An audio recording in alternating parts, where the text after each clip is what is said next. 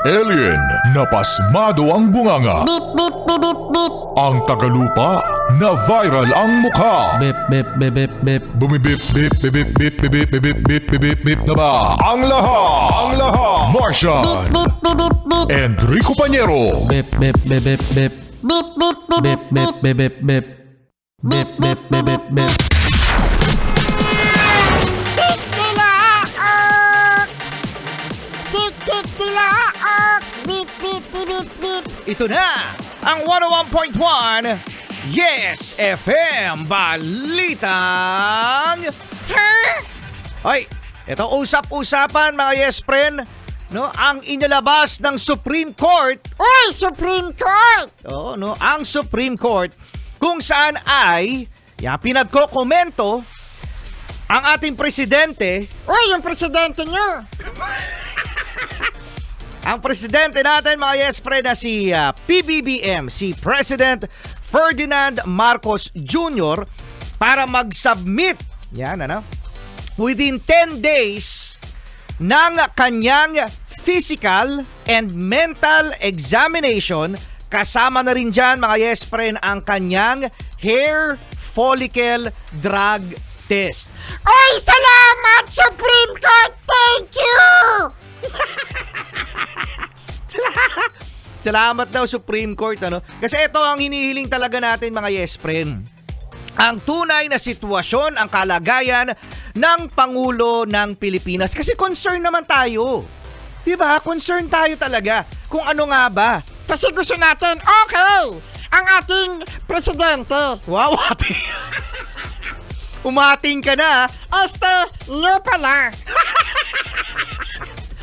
Sana ay maging okay ang presidente nyo. Oo, correct. Kasi, syempre mga Yes Friend, ano, he's the head of state. Siya ang ating taga-mando. Uy, taga-mando. Oo, no? Siya mga Yes Friend, ano, ang tagapag-desisyon. Uy, siya pala nagdidesisyon. Siya pala nagdidesisyon. Oo, siya nagdidesisyon. At dapat ay healthy siya. Napakita kasi ni PBBM mga Yes Friend na tumatakbo siya, no? Nagpapahabol siya sa media. Uy, galing. Oo. Tapos siya din mga Yes Friend, ano, ay nag-jumping jack. Uy, ang galing-galing. Oo. Tapos nagbuhat pa siya mga Yes Friend, ano, ng ilang kilong bigas ba yon? Parang 10 yata, ano, 10 kilong bigas. Uy, may naaalala ako sa bigas. Sa dami-dami kasi PBBM, nabubuhatin mo bigas pa. Bakit naman? Naalala ko tuloy yung 20 pesos na bigas per kilo. Anyari? Huwag ka na umasa! Oo nga, wag na kayo umasa. Magiging 20 pesos per kilo. Sa dami-dami naman kasi nabubuhatin, bigas pa, may naalala tuloy tayo. Kasi! Oo, yun. So, sa mahal nating Pangulo, no, within 10 days, sinasabi ng Supreme Court na mag-submit siya. Oo, no, ng kanyang mental examination, physical examination, at saka hair follicle or follicle. Follicle? Yes! Perfect ka no? Oo. Hair follicle drug test. Yan. So ano kaya mga Yes? Ito nga iniisip ko din Siyempre presidente yan, no? What if kung ang sinabi ni PBBM ay hindi niya gagawin? Oh.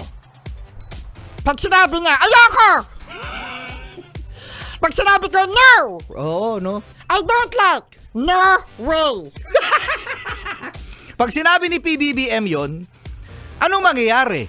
Oh, yun 'di ba isang malaking palaisipan mga Yes Friend kapag hindi siya nag-submit kasi again ang presidente ay immune sa lahat ng mga kaso as long as presidente siya. At isa pa mga Yes Friend, kung magkakaroon man lang ng impeachment, nakapag-submit na yan last mga few months ago. Sabi nga mga Yes Friend, ang pagsasampa ng impeachment ay dapat isang beses lang sa isang taon.